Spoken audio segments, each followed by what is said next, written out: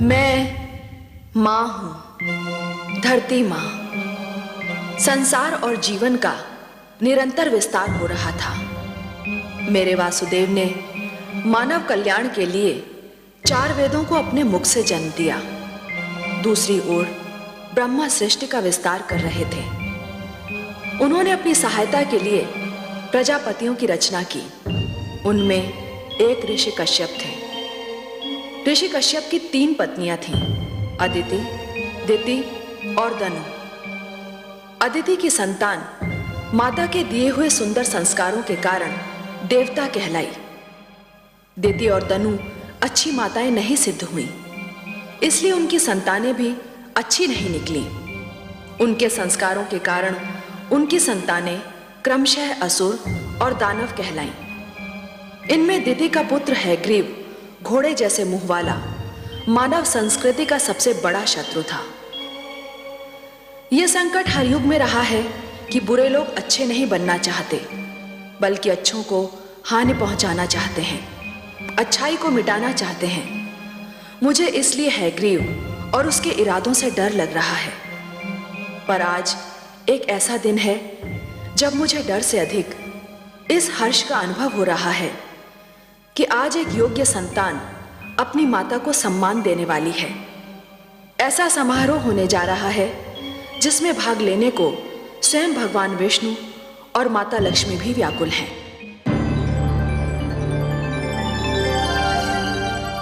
महादेवी जी परमेश्वर, हमें देवलोक चलना है। देवलोक? ये अचानक देवलोक जाने का निश्चय? आज देवलोक में देव माता अदिति का अभिनंदन है देवी, और आप तो हमारे विचारों से भलीभांति परिचित हैं। आप जानती हैं कि नारी का सम्मान हमारी दृष्टि में कितना महत्व रखता है। जानती हूँ परम श्रेष्ठ, जहाँ नारी का सम्मान होता है वहाँ आपका निवास होता है। हाँ देवी, यत्र नार्यस्तु पूज्यन्ते रमन्ते तत्र देवताः, और इसीलिए हमारा वहाँ उपस्थित रहना अनिवार्य है। तो फिर चलिए कमल नयन, मुझे भी ऐसे अवसर पर उपस्थित रहकर हार्दिक प्रसन्नता होती है। आइए। माता अदिति की, माता अदिति की, माता अदिति की, माता अदिति की, माता अदिति की, माता अदिति की, माता अदिति की, माता अदिति की, माता अदिति की, माता अदिति की, माता अदिति की, माता अदिति की, माता अदिति की। अभिनंदन देव माता, अभिनंदन।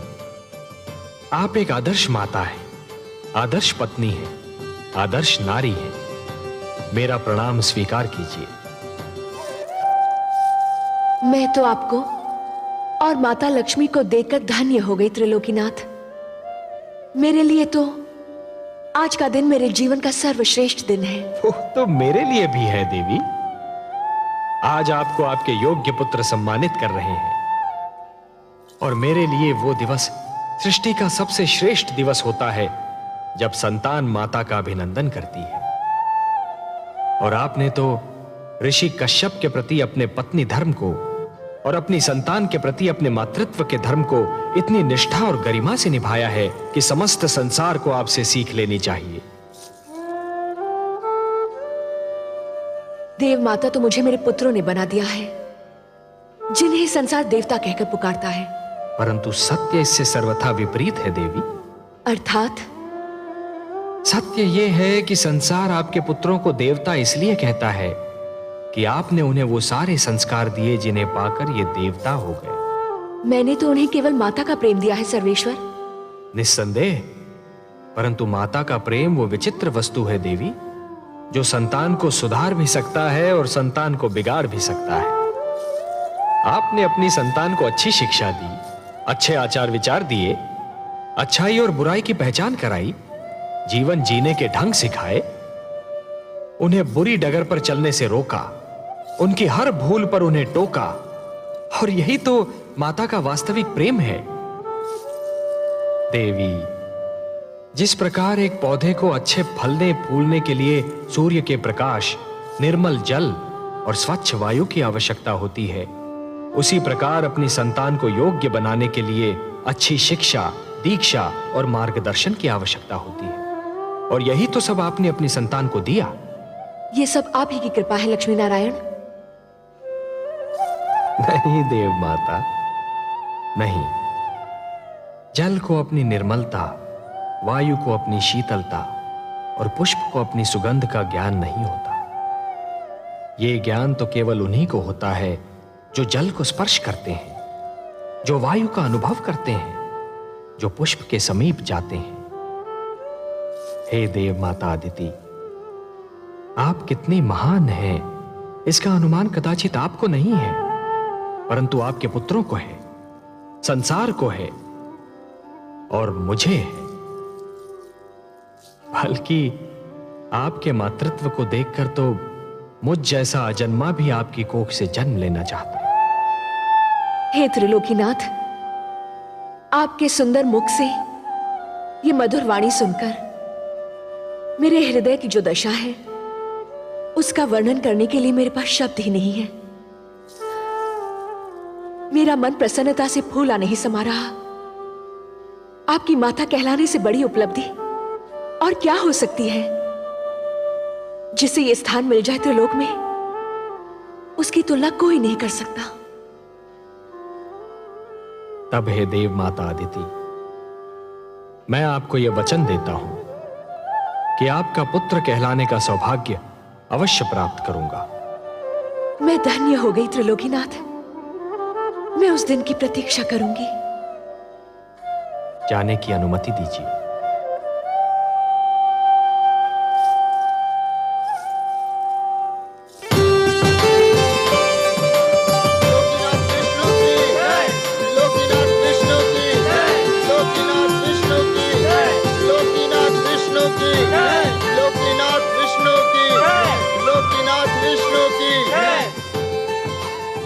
आइए माता, विराजिए। धन्यवाद पुत्रों, तुम्हारे कारण तो मुझे आज इतना महान वरदान मिल गया। पर हम तो आपको कुछ न दे सके माते। संतान से मां को और क्या चाहिए। सुख और आदर तो तुम सबने मुझे इतना दिया कि मुझे और किसी वस्तु की इच्छा न रही और ना ही आवश्यकता।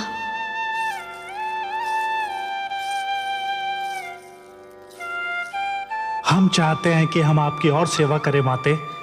हम चाहते हैं कि आप अब यहीं रहे देवलोक में। हाँ माते, अब आप यहीं रह जाइए।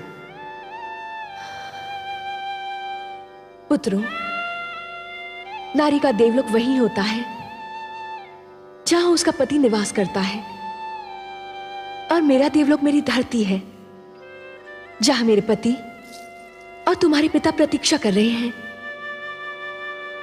तुम सब तो हर पल मेरे साथ हो, क्योंकि मेरे मन में हो।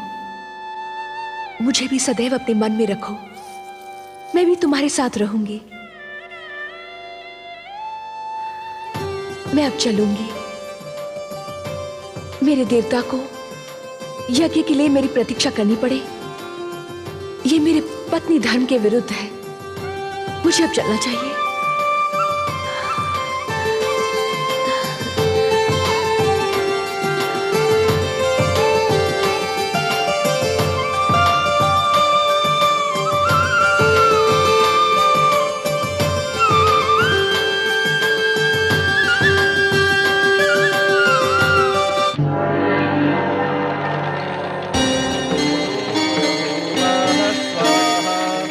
तत्सावितुर्वरेण्यं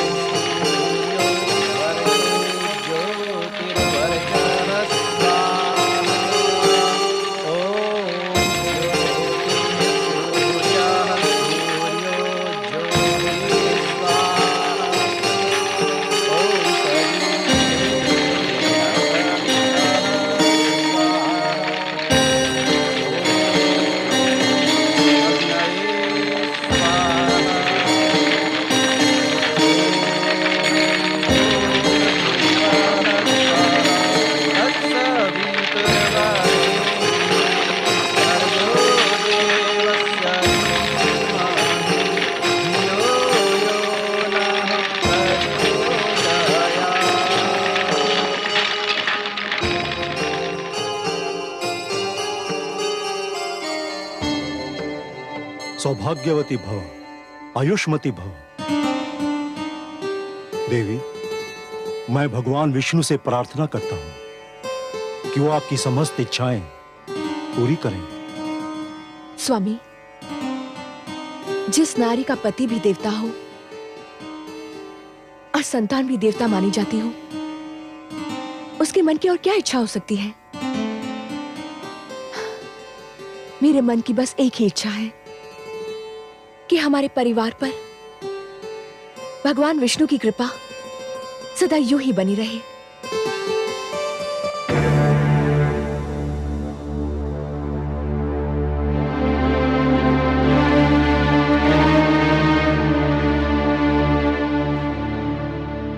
आप दोनों अब आ रही हैं, जबकि यह यज्ञ संपन्न हो चुका है। हमें क्षमा कर दीजिए स्वामी।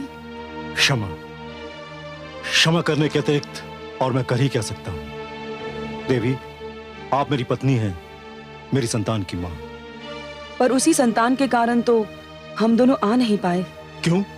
क्या उन्होंने फिर कोई आतंक फैलाया है? घर में उन्हीं लोगों का तांता बंधा हुआ था जिनको हमारी संतान ने पीड़ित कर रखा है। हमारी समझ में ये नहीं आता कि आपकी तीनों संतानों में आप ही का रक्त है। फिर ऐसा क्यों है कि देवी अदिति के पुत्र देवता कहलाते हैं और संसार मेरी संतान को असुर और देवी दनु की संतान को दानव कहकर पुकारता है? पिता का रक्त संतान का शरीर बनाता है देवी।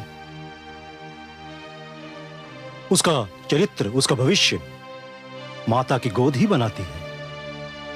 माता की गोद शिशु की प्रथम और महानतम पाठशाला होती है। संस्कारों की नींव माता की गोद में ही पड़ती है और उसी पर चरित्र का महान भवन खड़ा होता है। शिशु अपनी माता की उंगली थामकर पहला पग उठाता है और यही पहला पग उसका भविष्य निर्धारित करता है। अदिति को ही देखिए, उन्होंने अपनी संतान को वो शिक्षा दी, वो संस्कार दिए, आज उन्हें श्रेष्ठ माना जाता है, देवता कहा जाता है। प्रभु की अनुपम देन है माता तेरा प्यार, तेरी गोदी में मिले जीवन को आकार। माँ से जो शिक्षा मिले वही बने संस्कार। माता के आशीष पर गर्व करे संसार, गर्व करे संसार। और आप दोनों ने अपनी संतान की शिक्षा की ओर कोई ध्यान नहीं दिया, उन्हें कभी बुरे कर्मों से रोकने की चेष्टा नहीं की। लाड प्यार करके उन्हें इतना बिगाड़ दिया कि आज वो आपकी भी नहीं सुनते। मैं उनको नहीं, आपको दोषी समझता हूं। और देवी धनु, आपके पुत्र हयग्रीव ने धरती पर वो उत्पात मचा रखा है कि संसार उससे पीड़ित है और मैं उससे लज्जित हूं।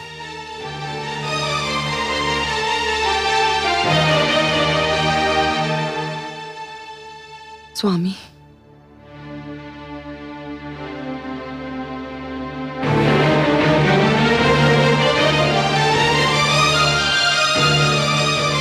देवी अदिति, आप ही कोई उपाय बताइए कि मैं क्या करूं।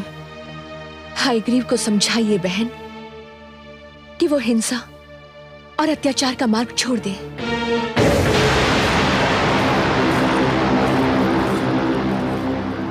नहीं होने दूंगा मैं मानव कल्याण। नहीं पुत्र हयग्रीव, नहीं, मेरी बात सुन। नहीं मां, हमें देवताओं से ज्ञान नहीं मिलेगा, न्याय नहीं मिलेगा, उस समय तक नहीं मिलेगा जब तक हम स्वयं आगे बढ़कर उनसे ज्ञान और न्याय छीन न लें। भगवान विष्णु मानव को ज्ञान देकर हमसे अधिक शक्तिशाली बनाना चाहते हैं। मैं हयग्रीव उस ज्ञान का अपहरण करूंगा, उसे बंदी बनाकर रखूंगा। ज्ञान का यह प्रकाश मानव समाज तक कदापि नहीं पहुंचने दूंगा। मैं भगवान विष्णु को पराजित करूंगा, देवताओं को पराजित करूंगा, समस्त मानव जाति को पराजित करूंगा। मां, हयग्रीव से आरंभ होगी दानव संस्कृति।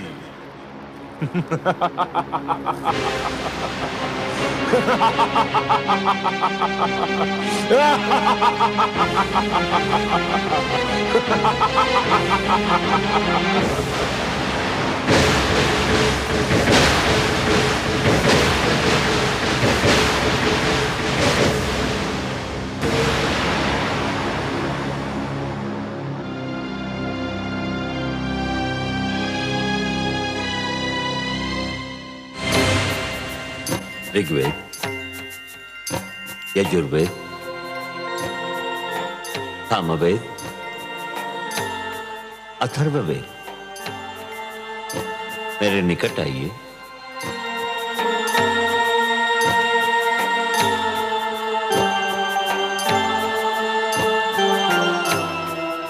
हे ब्रह्मा, आप हमें मानव लोक कब ले चलेंगे? हे ज्ञानकोश, अभी उसका उचित समय नहीं आया है। आपको मानव तक पहुंचाने से पहले मुझे कुछ और आवश्यक कार्य करने हैं। आपकी सुरक्षा मेरा सर्वप्रथम उत्तरदायित्व है। मुझे आपको उन हाथों में देना है जो आपके योग्य हों। मैं भगवान शिव से परामर्श करने जा रहा हूं। मेरे लौटने तक आप यहीं रहिए। जब तक मैं ना आऊं तब तक इस क्षेत्र से बाहर पग न धरें। मैं शीघ्र ही लौट आऊंगा। हे ब्रह्मा, हम आपके आदेश का पालन करेंगे।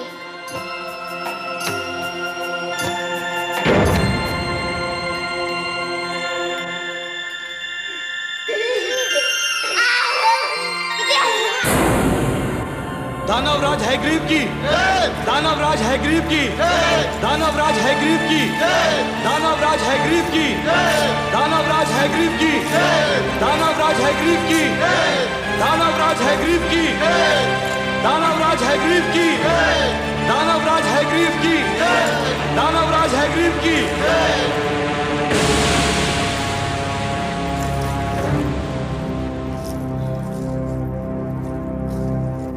आज तुम्हें सुनाने के लिए कोई शुभ समाचार नहीं है मेरे पास।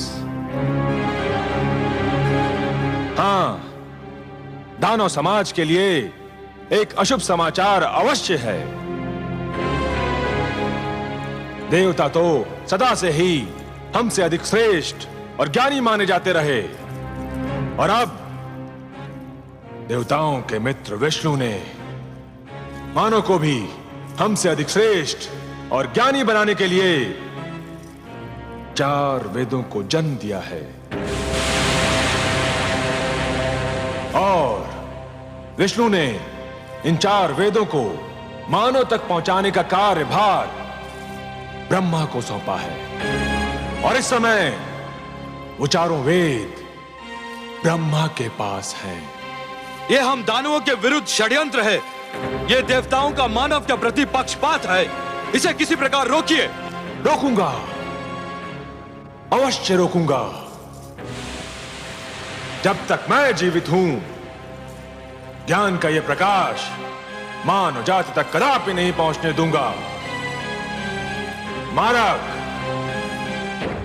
घातक, पीड़क, हिंसक,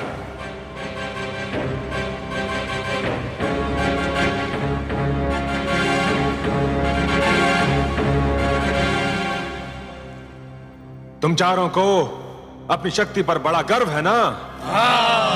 आज तुम सबकी शक्ति की परीक्षा है। जाओ और ब्रह्मलोक से उन 4 बालकों को पकड़कर हमारी सभा में ले आओ। जाओ। जो आज्ञा दानवराज, आपके आदेश का पालन होगा। दानवराज हेग्रीव की, दानव संस्कृति की, दानवराज हेग्रीव की, दानव संस्कृति की।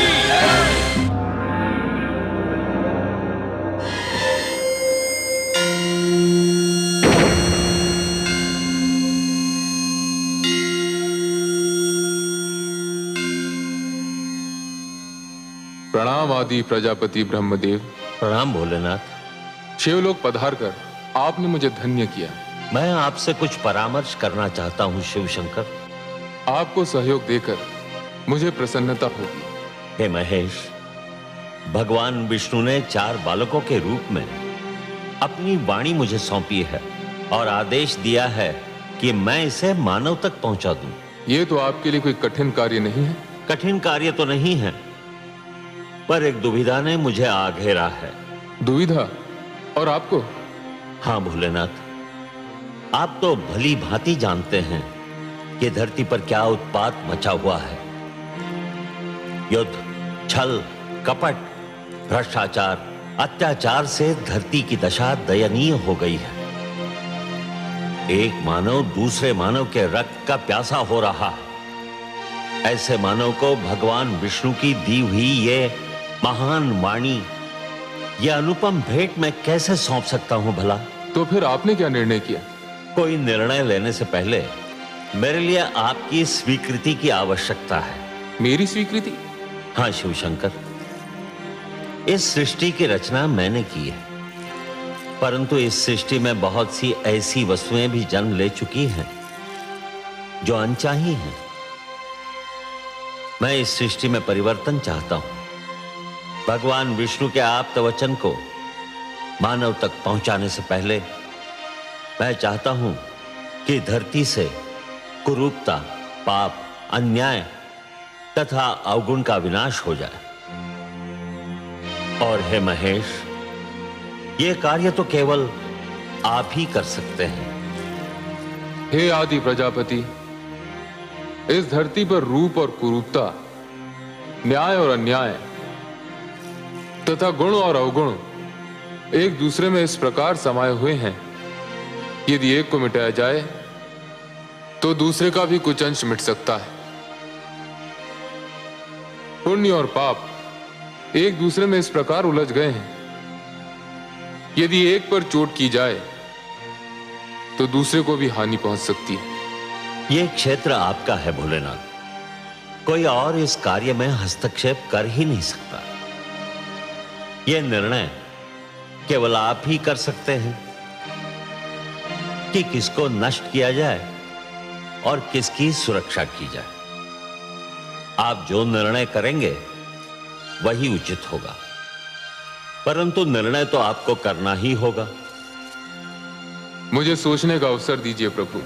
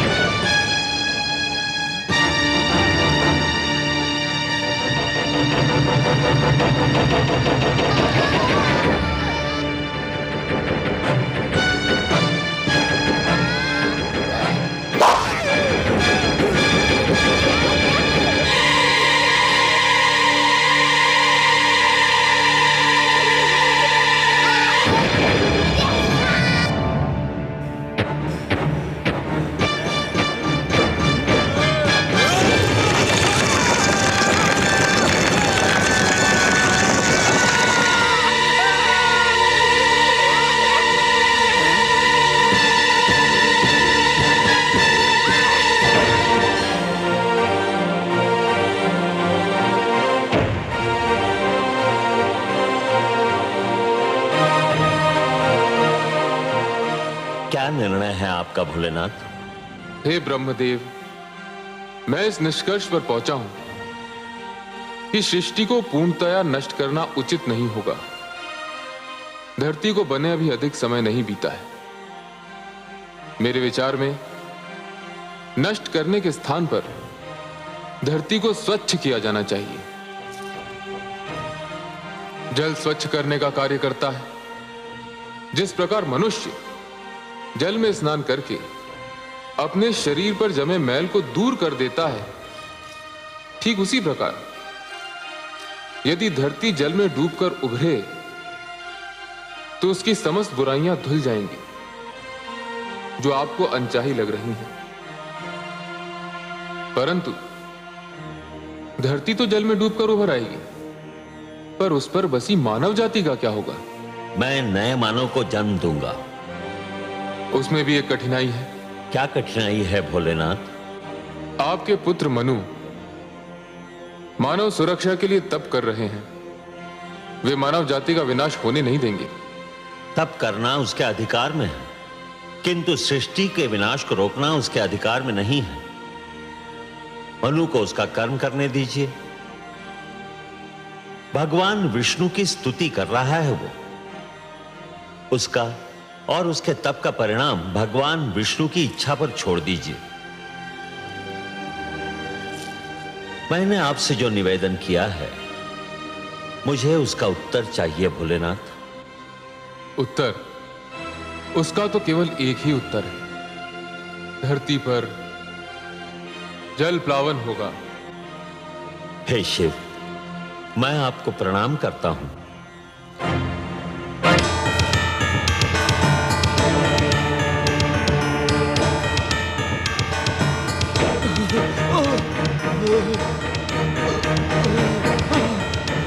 दानवराज, दानवराज, हम उन बालकों का अपहरण नहीं कर सके। 3 दानव ब्रह्मलोक में मारे गए। मैं किसी प्रकार अपने प्राण बचाकर यहाँ पहुंचा हूँ। कायर, तू भी वही क्यों नहीं जलकर भस्म हो गया? मैं भी मर जाता तो ये सूचना आपको कौन देता दानवराज? सूचना समाप्त हो चुकी ना? तो फिर अब तेरा कार्य भी समाप्त हो गया। अब तुझे जीवित रहने की कोई आवश्यकता नहीं।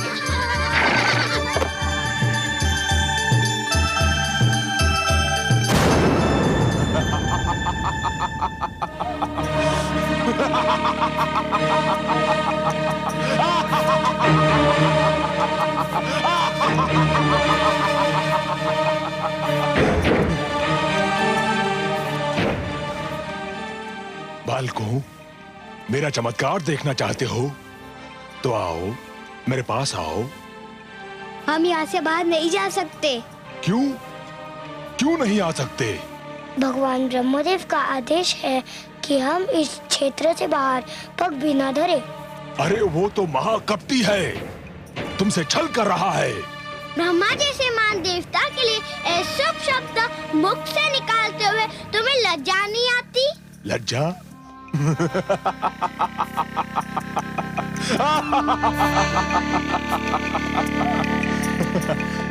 उस छलिए से लज्जा? जानते हो वो कहाँ गया है? जानते हैं, वो शिवलोक गए हैं। और वहाँ क्या करने गया है? ये तो हम नहीं जानते। तुम चारों को पाकर ब्रह्मा के मन में खोट समा गया है। तुम झूठ बोलते हो। मैं सत्य कह रहा हूँ। ब्रह्मा शिव के पास ये निवेदन करने गए हैं कि वो धरती को नष्ट कर दें। किंतु क्यों? बड़े भोले हो तुम चारों, इतना भी नहीं समझते।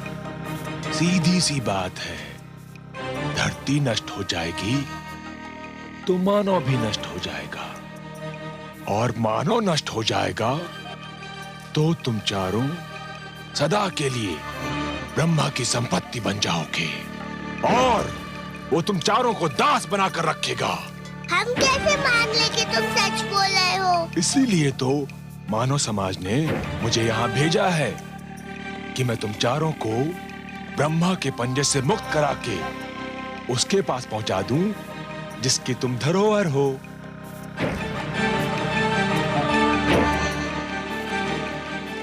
सोच क्या रहे हो? यदि ब्रह्मा आ गया तो कभी मुक्त नहीं हो पाओगे। जीवन भर उसके दास बनकर उसकी सेवा करते रहोगे। व्यर्थ सोच विचार में समय नष्ट ना करो। मेरे साथ चलो, आओ आओ। मैं तुम्हें वचन देता हूं कि मैं तुम्हें इसी समय मानव के पास पहुंचा दूंगा। मानव बहुत समय से तुम्हारी प्रतीक्षा कर रहे हैं। आओ, मेरे पास आओ, आओ, आओ।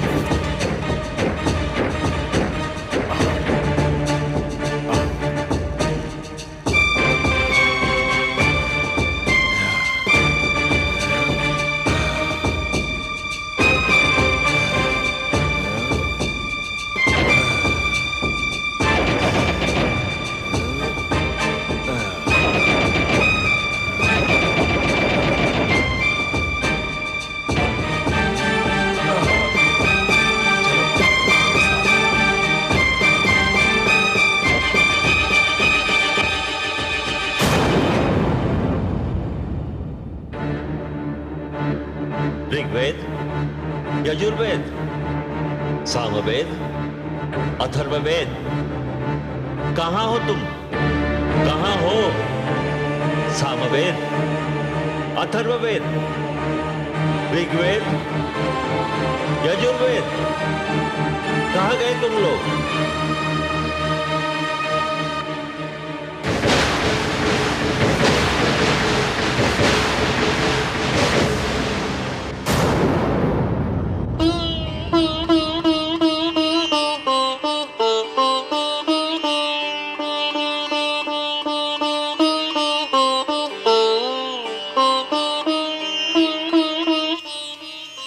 सर्वेश्वर, आपने अपनी जो धरोहर ब्रह्मा जी को सौंपी थी उसे कोई चुरा कर ले गया है। देख रहा हूं देवी। किंतु आप तो योग निद्रा में थे। आपने? ध्यानस्थ था देवी। निद्रा और ध्यान में बस थोड़ा सा ही तो अंतर होता है। निद्रा में शरीर के साथ साथ मस्तिष्क भी सो जाता है, और ध्यान में मस्तिष्क सचेत और पूर्ण रूप से जागा हुआ होता है। हे सर्वेश्वर, फिर आप शांत क्यों हैं? शांत इसलिए हूं कि मैं देखना चाहता हूं कि हयग्रीव मेरे आप्त वचन को कहां ले जा रहा है।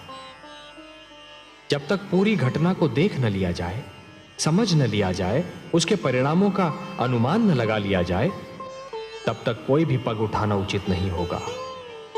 शीघ्रता मानव की प्रवृत्ति है।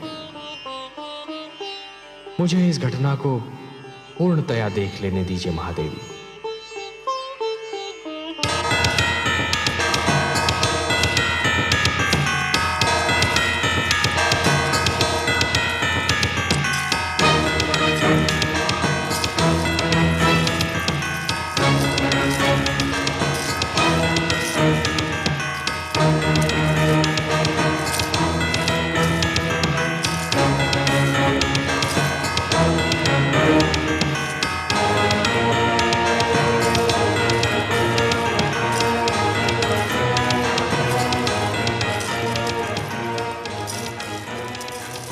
तुम कौन हो और हमें कहाँ ले आए हो?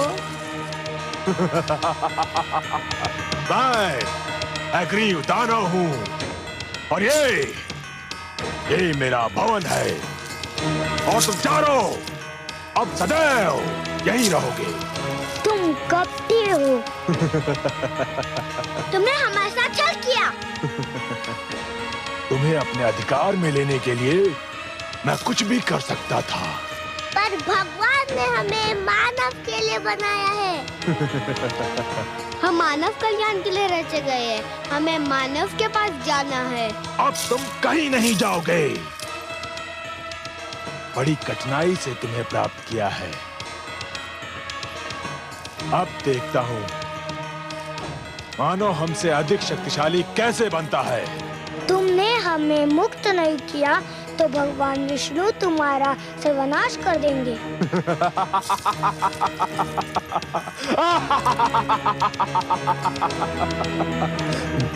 अब मेरा कोई सर्वनाश नहीं कर सकता।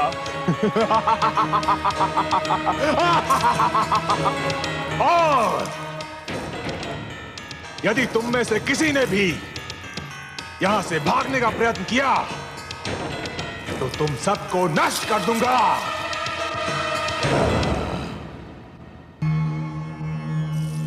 प्रणाम। हमारी धरोहर चोरी हो गई। कोई हमारे वेदों को अपहरण कर ले गया। यही सूचना लेकर आए हैं ना आप ब्रह्मा जी? आपसे क्या छुपा है सर्वेश्वर? हाँ, ऐसा ही हुआ है। मैं शिवलोक गया था। मेरी अनुपस्थिति में कोई उन्हें चुरा ले गया। ये कार्य दानव हयग्रीव ने किया है। जब से देवताओं ने दानवों और असुरों पर श्रेष्ठता प्राप्त की है, तभी से वो दुष्ट द्वेष की अग्नि में जल रहे थे। अब जब उन्हें यह ज्ञात हुआ कि वेदों के कारण मानव भी उनसे श्रेष्ठ हो जाएगा, तो वो सहन नहीं कर सके। मैं हयग्रीव को ऐसा कड़ा दंड दूंगा कि वो जीवन भर भूल नहीं पाएगा। ब्रह्मा जी, वेद मेरी वाणी है। मानव कल्याण के लिए उन्हें मैंने रचा था। उसने वस्तु मेरी चुराई है और इसीलिए अपने विरुद्ध किए गए अपराध का दंड भी उसे मैं ही दूंगा। परंतु आप निश्चिंत रहिए। काग अपनी चाल बदल लेने से हंस नहीं बन जाता। विष अपना रंग बदल लेने से अमृत नहीं हो सकता। वेदों को अपने निकट रखने के उपरांत भी दानव अपनी दानवी प्रवृत्ति नहीं बदल सकते। फिर भी अपनी पवित्र वाणी को अपवित्र वातावरण में नहीं रहने दूंगा मैं। यह मेरा संकल्प है। जो संस्कारहीन है वो ज्ञान तक पहुंचकर भी अज्ञान के अंधकार से बाहर नहीं निकल सकते। हे जनार्दन, एक और विचार भी मुझे व्याकुल कर रहा है। मेरे अनुरोध पर भगवान शिव ने पृथ्वी को जलमग्न करने का निर्णय लिया है। दूसरी ओर मनु ने सृष्टि की सुरक्षा के लिए आमरण व्रत रख लिया है। धरती के जलमग्न होने में अधिक विलंब नहीं है। आपके पुत्र मनु की इच्छा और हमारा उद्देश्य एक ही है। उसकी इच्छा है मानव कल्याण और वही हमारा भी उद्देश्य है। अब महादेव के निर्णय और हमारे उद्देश्य की पूर्ति के बीच क्या होना है, यह आप हम पर छोड़ दीजिए। आप चिंता मुक्त होकर जाइए ब्रह्मलोक। हे नारायण, सृष्टि के कल्याण के लिए आप जो भी करेंगे, सृष्टि का कल्याण उसी में है। प्रणाम।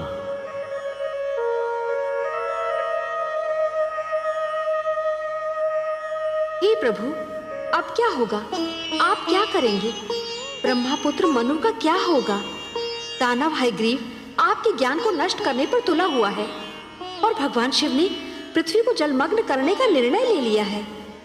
अब वही होगा देवी जो मेरा वचन है। मैं वचनबद्ध हूं कि जब भी कोई शक्ति मानवता के लिए संकट बनेगी तो मैं उसे अवश्य रोकूंगा। जिस प्रकार सूर्य अपना तेज बांटना नहीं छोड़ सकता, जिस प्रकार एक दीपक अपना प्रकाश फैलाना नहीं छोड़ सकता, उसी प्रकार मैं भी अपने वचन से मुख नहीं मोड़ सकता देवी। अब मेरे प्रथम अवतार का समय आ गया है देवी। मत्स्य अवतार। परित्राणाय साधूनां विनाशाय च दुष्कृतां धर्म संस्थापनार्थाय संभवामि युगे युगे। देखा जब यह छल कपट सह न सके भगवान, दानव रोक ना पाएगा मानव का कल्याण। मानवता की नाव जो फंसे बीच मझधार,